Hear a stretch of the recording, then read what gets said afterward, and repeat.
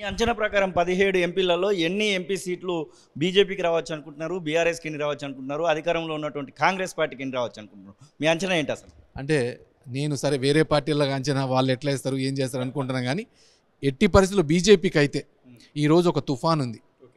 ఎంత అంటే 12 నుంచి 14 సీట్లు వచ్చినా ఆశ్చర్యపోవాల్సిన అవసరం లేదు. ప్రతి ఒక్కరు 8 అయితే కంపల్సరీ అన్నారు.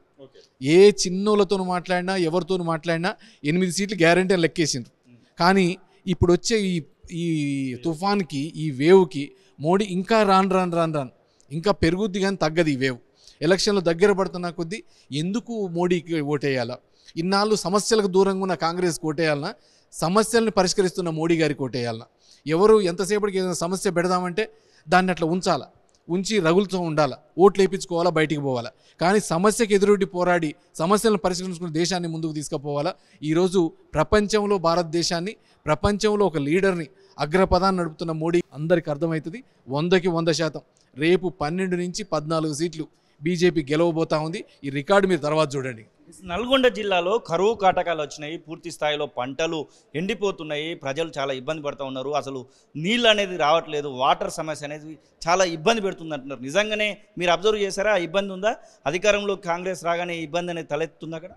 అంటే కాంగ్రెస్కి ఎంతసేపటికి సీట్లు, ఓట్లు, నోట్లు తప్ప ఇంకా వాళ్ళకి జనాల గురించి వీటి మీద లేదు. మొన్న జరిగిన ఎలక్షన్ కూడా కేసీఆర్ గారిని గద్దె దింపాలని వేసిండ్రు, కానీ కాంగ్రెస్ మీద ప్రేమతో ఓటేయాలి. ఈరోజు వాళ్ళు ఏ రోజు కూడా, ఇలా మా జిల్లాలోనే నీటిపారుదల శాఖ మంత్రి ఉన్నారు, కానీ ఏ రోజు ఒక సమీక్ష పెట్టి నీకు రైతులకు ఒక రోజు చెప్పినోడు కాదు. ఏమని, మీరు పంటలు వేసుకోవద్దు, లేకపోతే ఆరుదడి పంటలు వేయండి, మీరు నీళ్లు రావు, లేకపోతే నష్టాలు వస్తాయని చెప్పినోడు కాదు. దానికి ఒక ప్రిపరేటరీ మీటింగ్ కండక్ట్ చేసినోడు కాదు.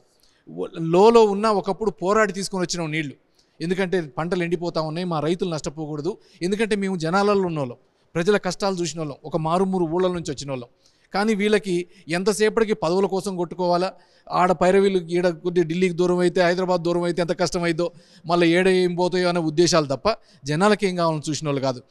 ఈరోజు దాదాపు 60% పంటలు ఈరోజు ఎండిపోతూ ఉన్నాయి. కొంతమంది ఒట్టిగా అమ్ముకుంటా ఉన్నారు, ఏది గడ్డికి అమ్ముకుతున్నా ఉన్నారు, పెట్టుబడులు పెట్టి లక్షలాది రూపాయలు నష్టపోతూ ఉన్నారు.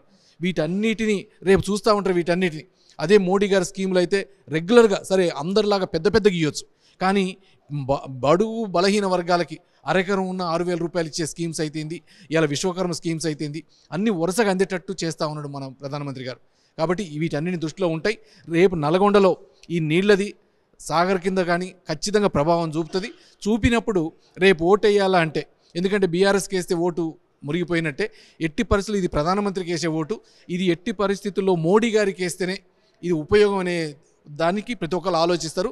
రేపు పడే ప్రతి ఓటు బీజేపీకి, కమలం పార్టీకి పడుతుంది. నల్లగొండ కిల్లా మీద ఖచ్చితంగా కాషాయ జెండా ఎగరైపోతా ఉన్నాం. నల్గొండ పార్లమెంట్ కోసం సానెపూడి సైదిరెడ్డి ఏమైనా స్పెషల్గా మేనిఫెస్టో తీసుకురాబోతున్నారా? ఎందుకంటే చాలామంది ఎదురు చూస్తూ ఉంటారు, ముఖ్యంగా నిరుద్యోగులు ఎక్కువ కనబడుతూ ఉంటారు. మీ దగ్గర చాలా సిమెంట్ ఫ్యాక్టరీలు అలాంటివి కూడా ఫ్యాక్టరీలు కూడా ఉన్నటువంటి ప్రాంతం మీది, ఇంకా ఏమైనా ఎక్స్పెక్ట్ చేస్తూ ఉంటారు, వాళ్ళ కోసం ఏమైనా మేనిఫెస్టో తీసుకురాబోతున్నారు? ఎందుకంటే నేను బై ఎలక్షన్లో నిలబడ్డప్పుడు కూడా ఒక మేనిఫెస్టో క్రియేట్ చేసిన, మేనిఫెస్టోలో తగ్గట్టు పనిచేసుకుంటూ వచ్చిన, మేనిఫెస్టోలో పెట్టిన 100కి 100 నేను ఆ రోజు విలేకరులకు ఇచ్చిన మేనిఫెస్టో బుక్ మీరు చెక్ చేసిన, మేనిఫెస్టోలో పెట్టిన ప్రతి బుక్ అయ్యేటట్టు చూసిన. అందుకని రేపు కూడా మళ్ళా ఖచ్చితంగా నల్లగొండకి దేశానికి మోడీ ఎంత ముఖ్యమో నల్లగొండకి సైదన్ అంత ముఖ్యం అనే విధంగా ఖచ్చితంగా ఒక మేనిఫెస్టోని క్రియేట్ చేస్తాం. దాంట్లో భాగంగా మీరు చెప్పిన ఎగ్జాక్ట్లీ రైట్, ఎందుకంటే నేను రాజకీయాలు వచ్చిందే యువత కోసం, యువత ఎంపవర్మెంట్ కోసం.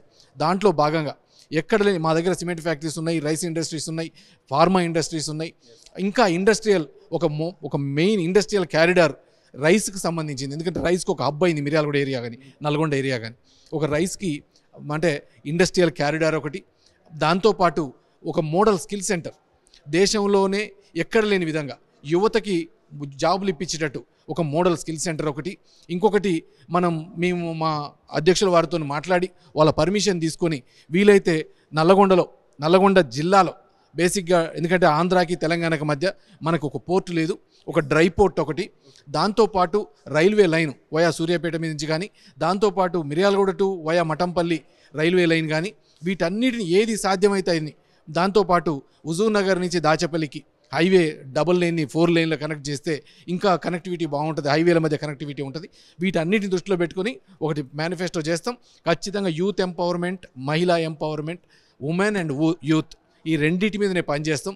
ఎందుకంటే జనాలకు తెలుసు సైదిరెడ్డి అనుకుంటే పని చేస్తాడు, సైదిరెడ్డి పని మీదనే ఉంటాడు. అది ఆ విధంగా పనిచేస్తాం. యూత్ యాస్పిరేషన్స్ ఏదైతే మా మీద నమ్మకం పెట్టుకుర్రో అది అయ్యేటట్టు చూస్తాం. ఎలక్షన్స్ దగ్గరికి వచ్చిన రెడ్డి కూడా ఇట్లనే స్టాండ్గా మాట్లాడగలుగుతారా సైదిరెడ్డి? ఖచ్చితంగా మాట్లాడగలుగుతాం. అయిపోయినాక కూడా ఇట్లే మాట్లాడుతూ ఇట్లే ఉంటాం.